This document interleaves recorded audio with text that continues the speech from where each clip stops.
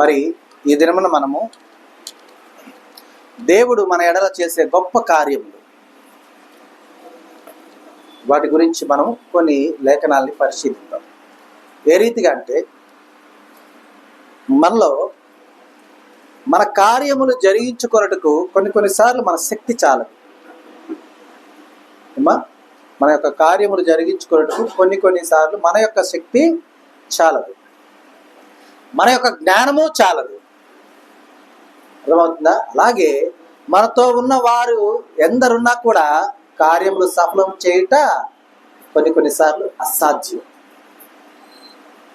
ఎందుకంటే నాకు ఒక విధానము నచ్చినప్పుడు అది ఎదుటి వారికి నచ్చాలన్న రూల్ లేదు, నచ్చకపోవచ్చు కూడా.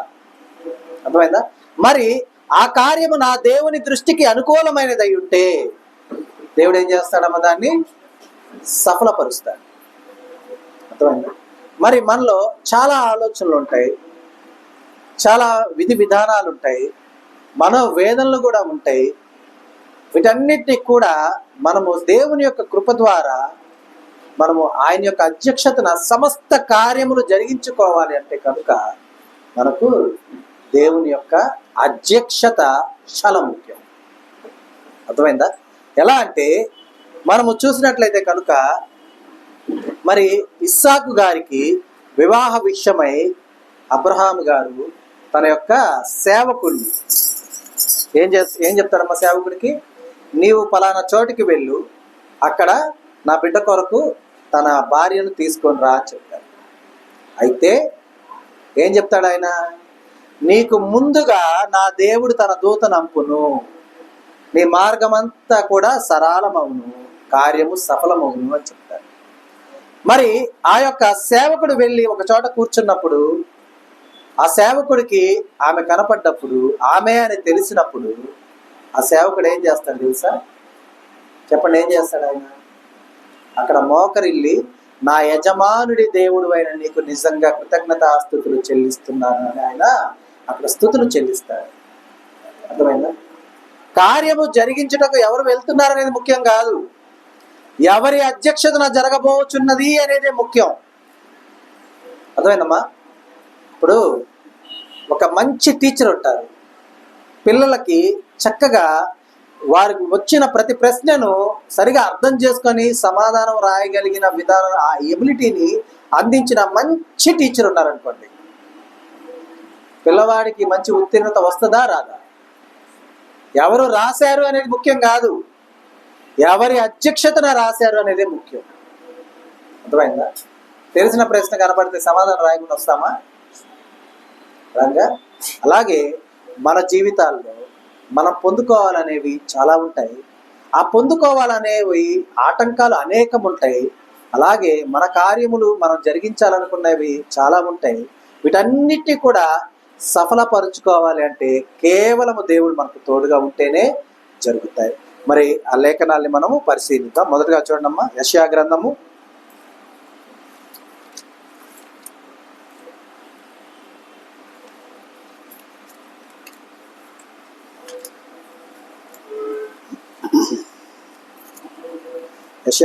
26వ అధ్యాయము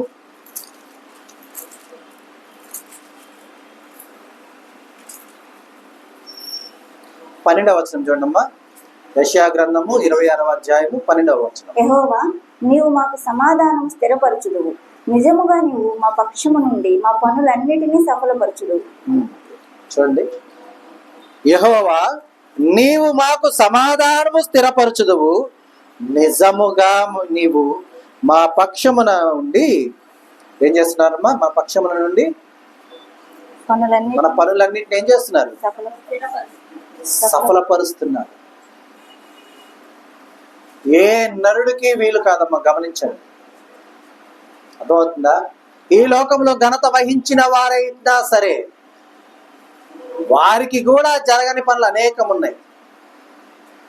మనకు లోక సామెత ఒకటి ఉంది. ఏంటది? రాజు కన్నా ఎవరు గొప్పవాడు?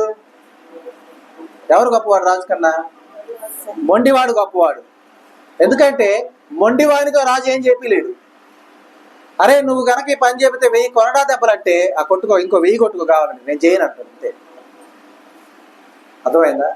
కానీ మొండి వాణ్ణి సైతము మార్చగలిగిన శక్తి ఎవరితమ్మా? దేవుడు. ఈ లోకంలో ఘనత వహించిన వారికి జరగని పని సైతము జరిగించగలిగిన సమర్థుడైనటువంటి వాడు మనం నమ్మిన గొప్ప దేవుడు. అందుకని యెహోవా నీవు మాకు సమాధానం స్థిరపరచుదు. ఎందుకంటే సమాధానం అంటే అసలు అది నాట్ ఏ ఈజీ టాస్క్. సమాధానం అనేది అంటే మనం తృప్తిపరచబడటమే సమాధానం. అర్థమవుతుందా?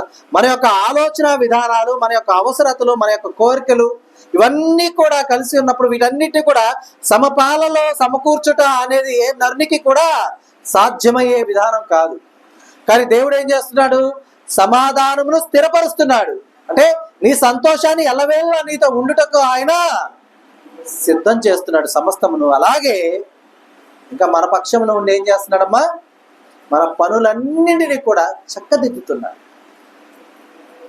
అర్థమైందా? మన పక్షాన ఉండి, మన పక్షము నుండి అంటే ఎలాగ తీసుకోవచ్చు అంటే, ఇప్పుడు కోర్టులో లాయర్లు ఉంటారు, అడ్వకేట్స్ ఉంటారు.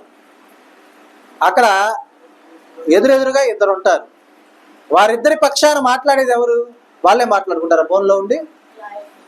అక్కడ ఉన్న అడ్వకేట్స్ మాట్లాడతారు. అంటే వీరి పక్షముల నుండి వారు మాట్లాడతారు. అలాగే మన పక్షము నుండి మన పనులన్నింటినీ సఫలపరిచేది ఈ లోకంలో ఉన్నటువంటి ఏ నరుడు కాదు. ఒకవేళ ఒక నరుడు ఏదైనా సరే ఒక విషయం ఆలోచిస్తాడేమో, నేను ఎందుకు చెయ్యాలి వీళ్ళకి అనైనా ఆలోచిస్తాడేమో, కానీ దేవుడు మాత్రం ఆలోచించడు. సమస్త పనులు ఆయన యొక్క అధ్యక్షతన సఫలపరుస్తాడంతే. మరి ఆయన సఫలపరుస్తాడు అని మనకు తెలిసి కూడా ఆ కార్యమును జరిగించుకోవాలంటే మనం ఏం చేయాలి? దేవునికి దూరంగా ఉండాలి. ఏమా? దేవుని వైపు చూడకూడదు, ఆయన్ని ఆరాధించకూడదు, ఆయనకి ప్రార్థన చేయకూడదు, పాటలు పాడకూడదు.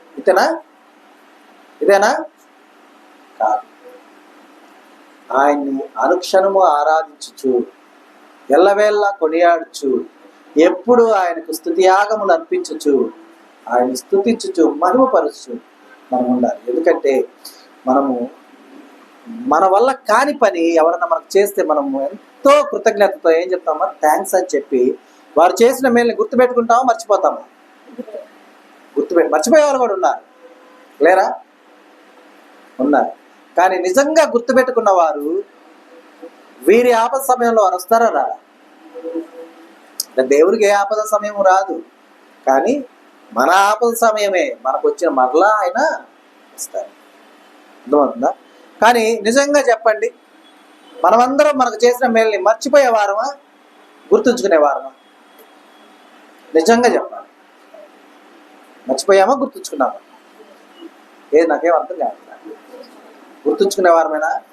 ఎంతమంది యేసయ్య చేసిన మేల్ని మనం గుర్తుపెట్టుకున్నాం? నిజం చెప్పండి. ఎంతమంది ఆయన మేల్ని గుర్తుంచుకొని ఆయన చెప్పిన విధానంలో సంచరిస్తున్నాం? నిజం చెప్పండి. ఎంతమంది నిన్ను వల్ల నీ పొరుగు వారిని ప్రేమించాం? చెప్పండి.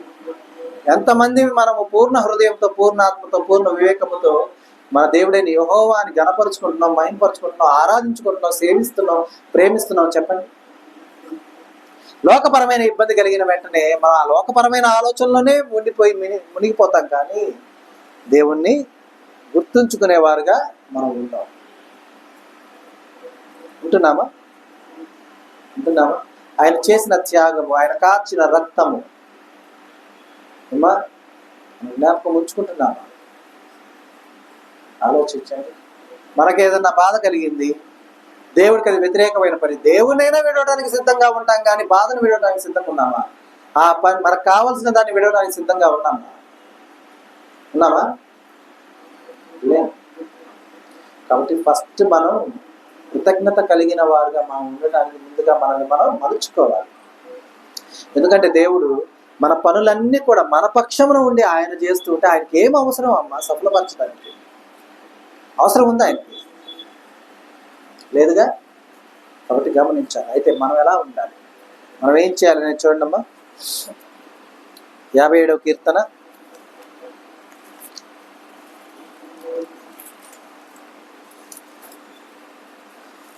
57వ కీర్తన 2వ వచనం చూడమ్మా. మహోన్నతుడైన దేవునికి, నా కార్యం సఫలం చేయు దేవునికి నేను మొరపెట్టుచున్నాను. మనం ఎవరిని అడగాలి? సహజంగా మనం దేవుని దగ్గరికి ఎప్పుడు వెళ్తాం తెలుసా? చివరిగా వెళ్తుంటాం. ఈ లోకంలో ఇక జరగదు, ఎవరి వల్ల కాదు అని తెలిసిన తర్వాత చివరిగా మనం దేవుని దగ్గరికి వెళ్తుంటాం. కాదని చెప్తున్నావా? నిజమా కదా? కానీ చూడండి, మహోన్నతుడైన దేవునికి, నా కార్యము సఫలము చేయు దేవునికి నేను మొరపెట్టుచున్నాను. మన కార్యం సఫలం చేసేది దేవుడమ్మా, అది గమనించాలి మనం ముందు. అయ్యుండొచ్చు, సేవకుల ప్రార్థన వల్ల జరుగుతూ ఉండి ఉండొచ్చు, కానీ మొదట నీ ప్రార్థన ఉండాలా ఇంట్లో. నీవు మొరపెట్టే విధానం ఉండాలా మొదట దేవుని కాక. ఆయన అడగాల, ఆయన వేడుకోవాలా. ఎలా అంటే చూడండి, పిల్లవాడికి ఇష్టమైనటువంటి వస్తువు ఏదైనా కొనాలనుకున్నప్పుడు పిల్లవాడు నాన్న అడిగితే, అంటే తన తండ్రిని అడిగితే తిడతాడనో కొడతాడనో భయం ఉన్నప్పుడు ముందెళ్ళి ఎవరిని అడుగుతాడు? తల్లికి చెప్తాడు. తల్లి వీళ్ళు ఏం చేస్తుంది? తన తండ్రికి చెప్పి ఒప్పించుద్ది. అవునా? మరి మొదట నీవు చెప్పాలి అనే ఇంటెన్షన్ నీలో ఉండాలా లేదా? ఉండాలి కదా. అలాగే మొదట నీవు దేవుణ్ణి అడగాల. దేవుడు చేస్తాడు, చేయకుండా ఉండడు.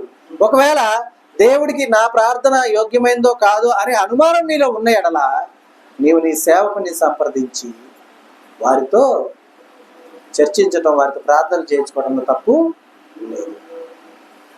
అర్థమైందా? అయితే నా గురించి నా సమస్తము మా పాస్టర్ గారే చూసుకుంటారులే, నా పాటికి నేను తిరుగుదాం, నా పాటికి నేను ఉందాం అనుకుంటే కరెక్టేనా? నీ కార్యములు సఫలము చేయ దేవునికి నీవు మొరపెట్టవలెను. మరి నీ కార్యము సఫలము చేయుటకు సేవకులు కూడా మొరపెడతారు, కానీ నీ మొర ఏమైంది? నీ ఆలోచన ఏమైంది? కాబట్టి గమనించాలి. మొదట మనం దేవుణ్ణి వేడుకునేవారుగా మనం ఉండాలి, ప్రార్థించేవారుగా ఉండాలి. అర్థమవుతుందా? మనము ఎందుకంటే ఆయన ఎవరికీ మరుగై ఉండలేదమ్మా, అది గమనించాలి మనం. మోషేకి చెప్పి ఉండొచ్చు దేవుడు, నీవు నన్ను చూచిన ఎడల బ్రతుకువు అని. అలాగే ఏ ఒక్క భక్తునికి దేవుడు మరుగై ఉండలేదు అంటున్నాడు కదా. యెహోవా దొరుకు సమయమున ఆయన వెదుకుడి. అవునా కదా? ఆయన అత్యంత సమీపంగా ఉన్నప్పుడు మనం ఏం చేయాలి? ఆయనకు మొరపెట్టాలి, ఆయన్ని వేడుకోవాలి. కాబట్టి గమనించాలి, మనము ఎవరిని అడుగుతున్నాము ఏంటి అనేది ఫస్ట్ మనం తెలుసుకోవాలి. మొదటగా మనము వెళ్ళవలసింది ఎక్కడికి? ఆయన పాదాల చెంతకు వెళ్ళాలి, ఆయన్నే అడగాలి. ఆయన ద్వారానే మన సమస్తమును మనము తీర్చుకునేవారుగా మనం ఉండాలి. అయితే మనం ఎలా ఉండాలి? దేవుడు చేస్తాడు కార్యములు, కాదని అనట్లేదు. మనం ఆయన అడుగుతున్నాం, ఆయన సమస్తము సిద్ధపరుస్తాడు మన కొరకు. అయితే మనం ఎలా ఉండాలి అనేది చూడమ్మా. అపోస్తుడైన పౌలు ఫిలిప్పీలకు రాసిన పత్రిక,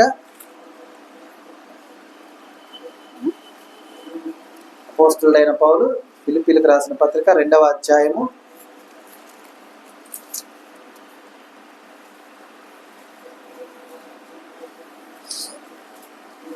2వ అధ్యాయము అపోస్తుడైన పౌలు ఫిలిప్పీలకు రాసిన పత్రిక 2వ అధ్యాయము 12వ వచనం చూడమ్మా. కాగా నా ప్రియులారా, మీరెల్లప్పుడూ విధేయులై ఉన్న ప్రకారం నా ఎదుట ఉన్నప్పుడు మాత్రమే గాక మరి ఎక్కువగా నేను మీతో లేని ఈ కాలమందును భయముతోనూ వణుకుతోనూ మీ సొంత రక్షణ కొనసాగించుకొనుడి. మనం ఎప్పుడు కేవలం దేవుని సన్నిధిలో ఉన్నప్పుడు మాత్రమే కాదు. అర్థమైందమ్మా? దేవుని సన్నిధిలో ఉన్నప్పుడు మాత్రమే కాదు. చూడండి, నా ప్రియులారా, మీరు ఎల్లప్పుడూ విధేయులై ఉన్న ప్రకారము నా ఎదుట ఉన్నప్పుడు మాత్రమే కాక మరి ఎక్కువగా నేను మీతో లేని ఈ కాలమందును భయముతోను వణుకుతోను మీ సొంత రక్షణను కొనసాగించుకొనుడి. మనము మందిరంలో ఉన్నప్పుడు లేదంటే ఇంట్లో సన్నిధి ఏర్పాటు చేసుకున్నప్పుడే కాదు, విధేయత కలిగి ఉండటం, భయం కలిగి ఉండటం, ఎల్లవేళలా మనకు దేవుడిచ్చిన రక్షణను కొనసాగించుకునే వారుగా ఉండాలి. ఇక్కడ వెంటనే ఆయన ఇచ్చిన రక్షణ కొనసాగించే వాళ్ళంటే వెంటనే అనవాకండి, అంటే అయితే ఇది బాప్తిసం తీసుకున్న వాళ్ళకి మాత్రమే, మాకు కాదని. అర్థమవుతుందా? రక్షణను కొనసాగించుట అంటే దేవుని యొక్క అధ్యక్షతను నీవు సంచరించుట, దేవుడు నీ పక్షమున ఉండుట, నీతో ఆయన సంచరించుట. అర్థమైందా? కాబట్టి గమనించాలి, మనం దేవుని సన్నిధిలో ఉన్నప్పుడు, లేకపోతే మందిరంలో ఉన్నప్పుడు, ఇంట్లో ఆయన సన్నిధిని ఏర్పాటు చేసుకున్నప్పుడు, లేకపోతే ఎక్కడ సభలకు వెళ్ళినప్పుడు మాత్రమే కాదు, విధేయత కలిగి ఉండటం, భయము కలిగి ఉండటం, భక్తి కలిగి ఉండటం ఎల్లవేళలా ఉండాలి. ఎందుకంటే నిన్ను రెండు కళ్ళు, దేవుని యొక్క కళ్ళు నిన్ను ఎప్పుడు కూడా చూస్తూ ఉన్నాయి. దూతల్ని పక్కన పెడదాం అమ్మా, దూతలు నిన్ను చూస్తున్నారు లేదో ఓకే తీసేద్దాం, కానీ దేవుని యొక్క కళ్ళు ఎప్పుడు కూడా నీ మీదనే ఉంటూ ఉన్నాయి. నీ మీదనే అనగానే మిగతా వాళ్ళ మీద లేవని కాదు, ఎవరికి వాళ్ళ మీద ఉంటాయని అర్థం. నువ్వేం చేస్తున్నావు, ఏం చేస్తున్నావు, ఏం చేయబోతున్నావు అనే సమస్తము ఎరిగిన దేవుడు. ఏ కన్ను చూడట్లేదు అనుకోవడానికి అవకాశమే లేదు. అర్థమైందా? అదృశ్య దృష్టి నిన్ను చూస్తూ ఉంటుంది, సమస్తము లెక్క పెడుతూ ఉంటుంది. కాబట్టి గమనించాలి, మనం మందిరంలో ఉన్నప్పుడు, సన్నిధిలో ఉన్నప్పుడు, లేదంటే సభల్లో ఉన్నప్పుడు మాత్రమే కాదు, దేవుని యొక్క ప్రెజెన్స్ మన చుట్టూ ఉండేది ఎల్లవేళలా. నీవెక్కడ ఉన్నా సరే ఆ ప్రెజెన్స్ ఎప్పుడు కూడా నీతో పాటే సంచరిస్తూ ఉంటుంది. ఎందుకంటే నిన్ను కాపాడుటకు, నిన్ను రక్షించుటకు, నీ యొక్క సమస్తమును సఫలపరచుటకును, నీ పనులన్నీ కూడా నీ పక్షము నుండి చేయుటకు. అయితే ఇవన్నీ జరగాలంటే మనం ఎలా ఉండాలి? ఎలా ఉండాలమ్మా? దేవునికి ఇష్టమైన బిడ్డగా ఉండాలి. అర్థమైందా? ఇష్టమైన బిడ్డ కోరికను ఏ తల్లిదండ్రులైనా వద్దంటారా? తల్లిదండ్రుల గురించి బిడ్డలు గొప్పగా చెప్పుకుంటున్నా, ఇప్పటి వరకు నేను ఏది అడిగినా మా నాన్న కాదన్నా, ఇప్పటి వరకు నేను ఏది అడిగినా మా అమ్మ కాదన్నా. అవునా? అప్పుడు తల్లిదండ్రులు చివరిగా అంటారు, అమ్మ ఇప్పటి వరకు నువ్వేం అడిగినా నేను కాదన్నా, కానీ ఒక్కటి మాత్రం నాకు వదిలేయండి. అప్పుడు పడుద్ది అనమాట వాళ్ళ గుండెల్లో రాయి. అవునా కదా? కదా? కానీ అంతకు మించిన ప్రేమ తల్లిదండ్రులకు నీ మీద ఉంటే మరి నువ్వు అడిగింది కాదంటారా? నువ్వు అడిగింది కాదనకుండా ఉండాలని నువ్వు ఎలా ఉండాలి? విధేయతగా ఉండాలి.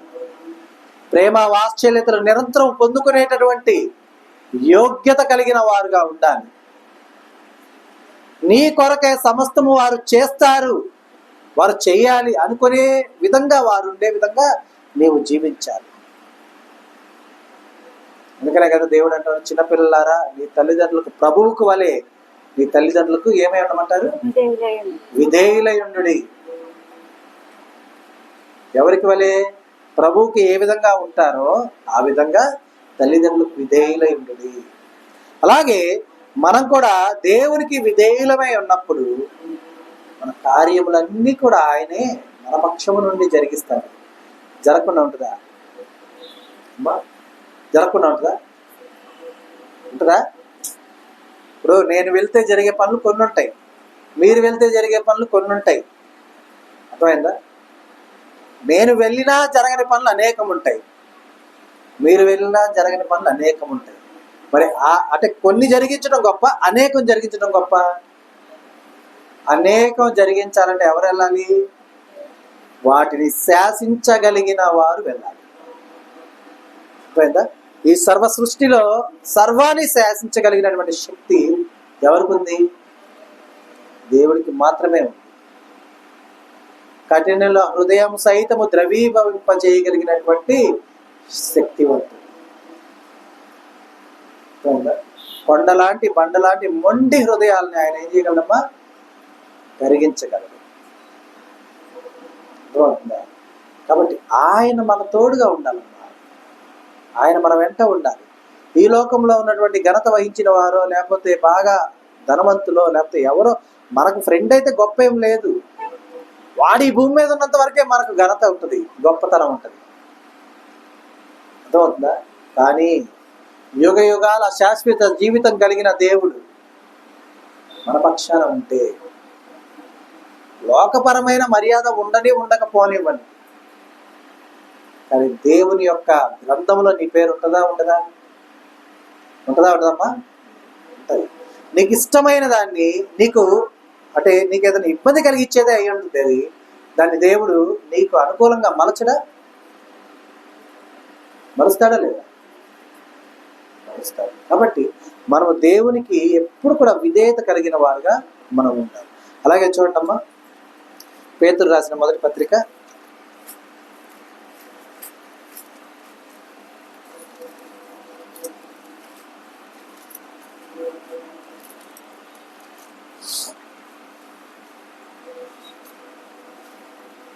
1వ అధ్యాయము, పేతురు రాసిన మొదటి పత్రిక 1వ అధ్యాయము 14 నుండి 16 వచనాలు చూడండి.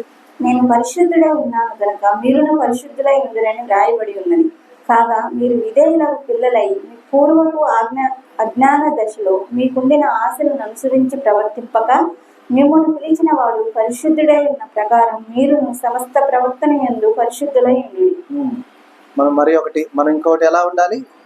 పరిశుద్ధులమై ఉండాలి. ఏ రీతిగా చూడండి, నేను పరిశుద్ధుడనై ఉన్నాను గనుక మీరును పరిశుద్ధులై ఉండుడి అని వ్రాయబడి ఉన్నది.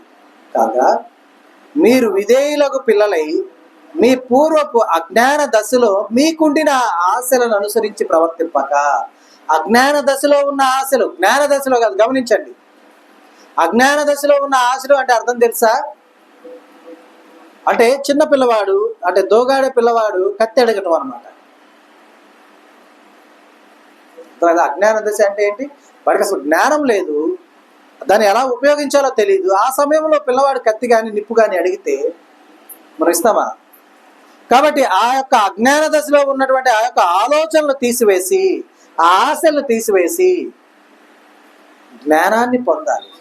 జ్ఞాన దశలో ఉన్నప్పుడు, ఇప్పుడు అంటే ఊహ తెలిసిన వాడు, చక్కగా అన్ని తెలిసిన వాడికి వాడు వచ్చి కత్తడితే ఏమో అమ్మ, గమనించండి, ఊహ తెలిసిన వాడు కత్తడితే ఇస్తాం. ఓకే, క్రూరుడైన వాడు కత్తడితే ఇస్తామా? ఎందుకని? జ్ఞానవంతుడైతే ఆ కత్తితో ఉపయోగకరమైన పని చేస్తాడు. అదే క్రూరుడైతే ఒకటి వాడికి వాడన్నా హాని చేసుకుంటాడు, లేకపోతే ఎదుటి వాడినైనా హాని కలిగిస్తాడు. అర్థమైందా? అంటే నువ్వు ఎలా ఉన్నావు? ఒకటి నీకు ఊహ తెలియని సమయము అజ్ఞాన దశే. క్రూరుడుగా నాకేంలే, నాకు అన్నీ తెలుసు అనుకునే విధానం కూడా అజ్ఞాన దశే. అర్థమైందా? ఏమీ తెలియదు అనుకుని సమస్తము తెలుసుకునే విధానమే జ్ఞాన దశ. అర్థమైందా? కాబట్టి అలా ఉండాలి. అందుకని అంటున్నారు, మీరు విధేయులకు పిల్లలై మీ పూర్వపు అజ్ఞాన దశ మీకుండిన, అంటే ఆ దశలో మీకుండిన ఆశలను అనుసరించి ప్రవర్తింపక. వాటిని అనుసరించకూడదు, అలా ప్రవర్తించకూడదు. మనం అలా ప్రవర్తింపక ఏం చేయమంటున్నాడు? మిమ్మును పిలిచిన వాడు పరిశుద్ధుడై ఉన్న ప్రకారము మీరును సమస్త ప్రవర్తన యందు పరిశుద్ధులై ఉండుడి. ఏమా, నీకు ఏది యోగ్యమైనదో నీకు తెలియకపోవచ్చు, ఏది నీకు క్షేమదాయకమో నీకు తెలియకపోయి ఉండొచ్చు. పోనీ నీ స్నేహితులకో నీ తల్లిదండ్రులకో తెలియకపోయి ఉండొచ్చు. కానీ ఎవరికి తెలుసు నీకు ఏది క్షేమమో, ఏది యోగ్యమో? ఎవరికి తెలుసు? ఏది నీకు సంతోషాన్ని ఇస్తుందో ఎవరికి తెలుసు? ఏది నిన్ను ఆనందపరుస్తుందో ఎవరికి తెలుసు? దేవుడికి తెలుసు. దేవుడికి మాత్రమే తెలుసు. మనం ఎవరు అమ్మా? అత్యంత వేడిని తట్టుకోలేము, అత్యంత చల్లదనాన్ని తట్టుకోగలం. ఏమా, 40 డిగ్రీల ఎండుంటే చల్లదనం కావాలని పరిగెడతాం. -డిగ్రీస్లో కనుక కూలింగ్ ఉంటే వేడి కావాలని పరిగెడతాం. నిజమైన ఊసరు వెళ్ళి ఎవరు? మనమే. కాబట్టి మొదట మనము ఎలా ఉన్నా కూడా దేవుని యొక్క సంరక్షణలో ఉంటే, మనము ఆయన కృపలో ఉంటే మన యొక్క సమస్తము ఆయనే తీరుస్తాడు. అర్థమవుతుందా? మరి మనం నిజంగా ఆలోచించండి. నదిలో పడిపోయినటువంటి వారు పడిపోయి ఎప్పుడో ఒక 10 సంవత్సరాల తర్వాత బయటకు వచ్చారనుకోండి, మరి ఏమైపోతారు? ఎలా ఉంటారు? ఒకవేళ ఫ్లెష్ అదంతా ఉన్నా కూడా చీకిపోయి అది అంతా కూడా పాడైపోయి డీకంపోజ్ అయిపోయింది. అవునా కదా? కదా? ఈ మధ్య యూట్యూబ్లో ఒక వీడియో వచ్చింది చూడండి. ఒక చేప గట్టున పడిపోయి ఉంటుంది, ఎండిపోయి ఉంది, అది చచ్చిపోయి ఎండిపోయి ఉంది. ఒక అతను దాని మీద నీళ్లు పోస్తా ఉంటాడు. చాలాసేపు నీళ్లు పోసి ఉండగానే దానికి ప్రాణం వచ్చి అది మళ్ళీ బ్రతికి మళ్ళీ నీళ్ళు వేయగానే అది వెళ్ళిపోవాలి. అంటే అది సృష్టి ధర్మం అనుకోవాలా, లేకపోతే దేవుని యొక్క కాపుదల దాని ప్రాణము పోయే స్థితి అయినా సరే దాన్ని ప్రాణాన్ని నిలిపింది అనుకోవాలా? యూట్యూబ్లో చూడండి, కాదు అది ఎండిపోయి ఉంటుంది అనమాట. వాళ్ళు నడుచుకుంటూ వెళ్తుంటే కనపడుతుంది అది. మరి అది ఫేక్ వీడియోనో ఒరిజినల్ వీడియోనో అనేది పక్కన పెడతాం. చలించగలిగిన జీవం దానికి వచ్చింది అంటే దానికి కాపుదల కలిగించినట్టే కదా, అలా కదా? మరి నిర్జీవమైనటువంటి నీ హృదయం, బాధతో కృషించిపోయిన నీ హృదయం, అమ్మా ఒక్క మాటలో చెప్పాలంటే చచ్చిపోయిన నీ హృదయం తిరిగి జన్మించాలంటే, నూతన స్వభావాన్ని పొందుకోవాలి అంటే దేవుడికి మాత్రమే అది సాధ్యం. ఆయన నీ పక్షాన ఉంటే భయం ఉంటుందా? జంకుంటుందా? సమస్తము నూతన పరుస్తాడమ్మా ఆయన. పరచడా?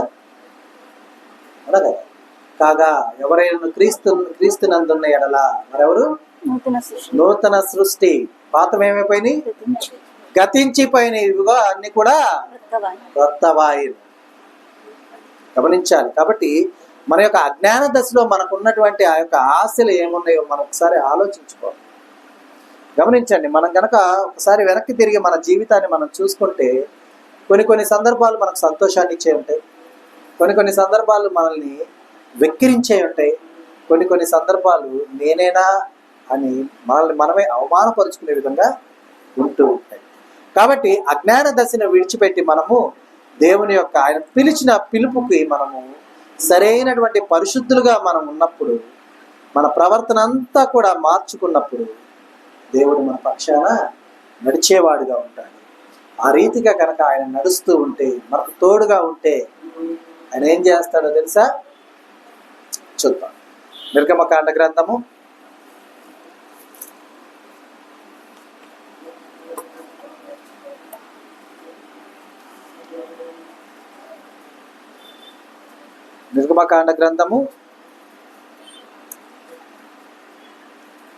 23వ అధ్యాయము,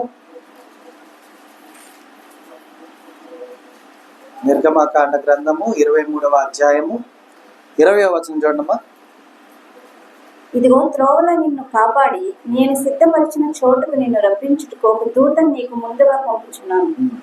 ఇదిగో త్రోవలో నిన్ను కాపాడి, మనం ఎలా సంచరిస్తున్నామో ఏ మార్గంలో వెళ్తున్నామో మనకు తెలియదు తెలుసా. నిన్న పాపం యూట్యూబ్లో ఒకటి వీడియో, వాళ్ళు గూగుల్ మ్యాప్ పెట్టుకొని స్పీడ్గా వెళ్తూ ఉన్నారు, గూగుల్ మ్యాప్ పెట్టుకొని చూసుకుంటూ వెళ్తున్నారు, కారులో వెళ్తున్నారు, బ్రిడ్జ్ లేదు మధ్యలో, ఆంధ్ర పడిపోయింది కారు,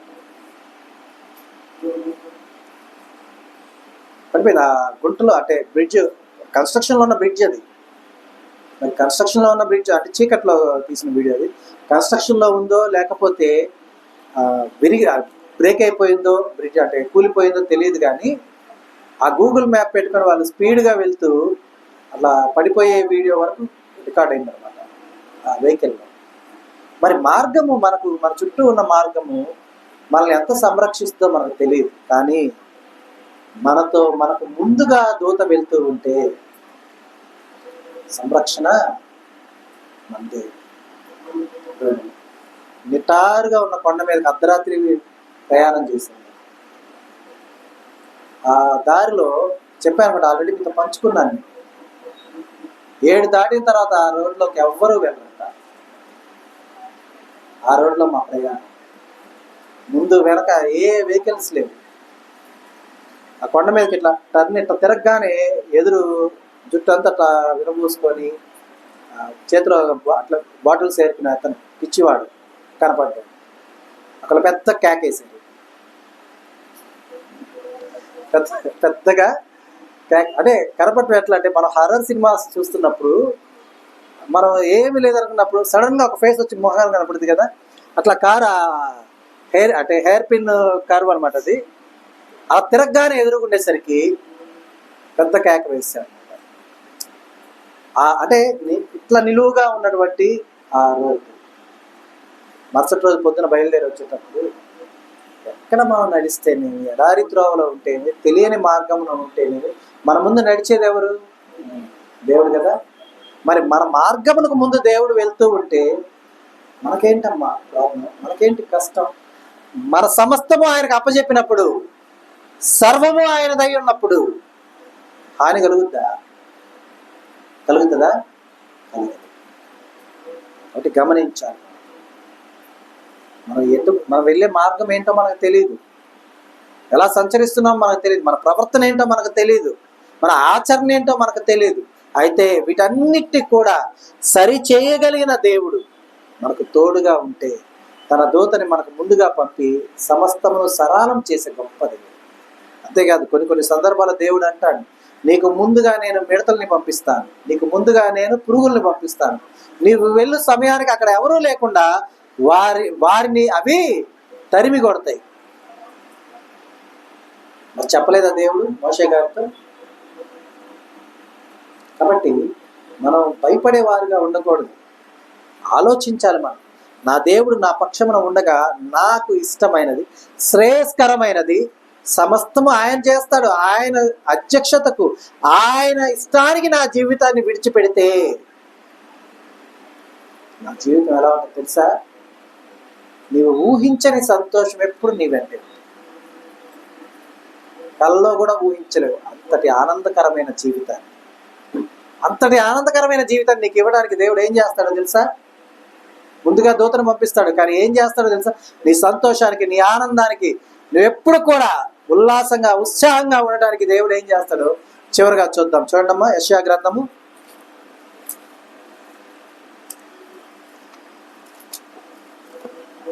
45వ అధ్యాయము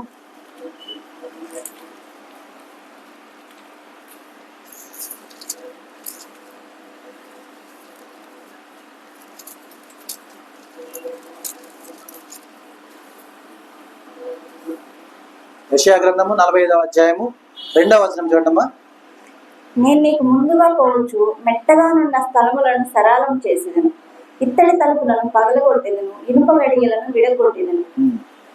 నేను నీకు ముందుగా పోవచ్చు. మనకు ముందుగా వాస్తవానికి ఈ లోకంలో నేను వస్తున్నాను వెళ్ళి వాళ్ళకి చెప్పంటే ఎవరు వెళ్ళేది చెప్పండి? మన దగ్గర పనివాడేగా. పనిచేసే వాళ్ళు ఎవరు ఉంటే అది నేను వస్తున్నా అని చెప్పి ముందు నువ్వు వెళ్ళి ఆయన్ని రెడీ చెప్పి నేను వస్తాను అన్నప్పుడు పని వాళ్ళేగా వెళ్తారు. అది కూడా యజమానుడు చెప్తేనే వెళ్తారు, చెప్పకుండా వెళ్తారా? కానీ దేవుడు చూడండి ఏమంటున్నాడు, నేను నీకు ముందుగా పోవచ్చు, నీకు ముందుగా నేను వెళ్తూ ఏం చేస్తా అంటున్నాడు? మెట్టగానున్న స్థలములను సరళం చేస్తాను. అంటే అర్థం ఏంటి? నీవు ఎక్కడానికి కష్టపడతావేమో, వాటిని నేనేం చేస్తాను? చదును చేస్తాను.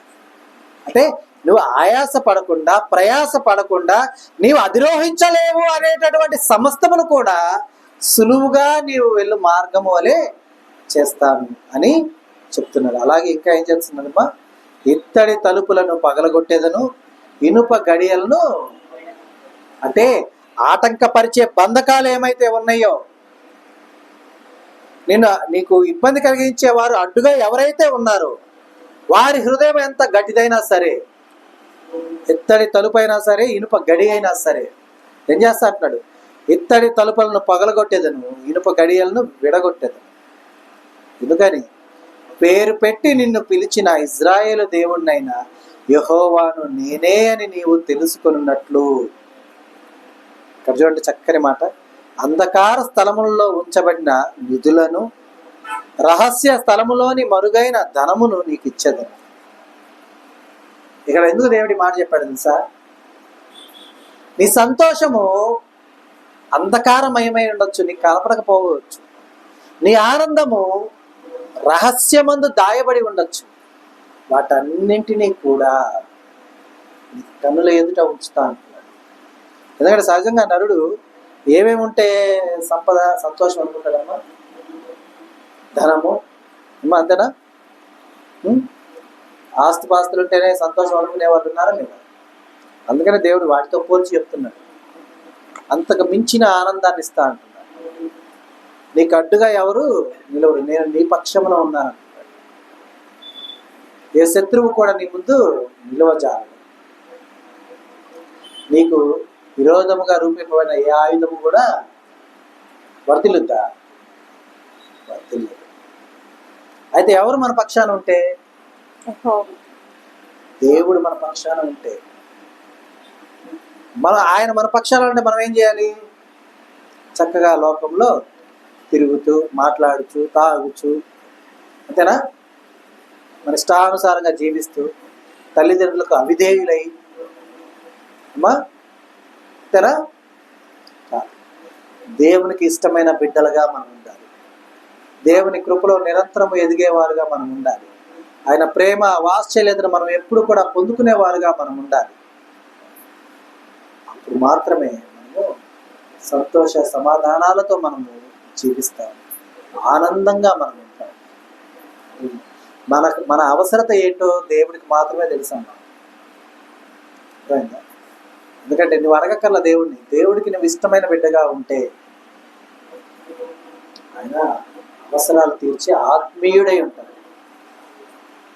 అడగక ముందే అడగాల్సిన అవసరం ఏమి కూడా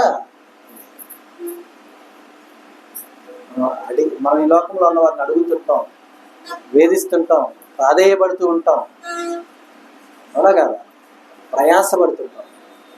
కానీ అడగక ముందే నీ అక్కర్లు ఎరిగి అవసరాలు తీర్చే ఆత్మీయుడైన దేవుడు నీకు తోడుగా ఉంటే భయము, బాధ ఏమి కూడా ఉంటాయి.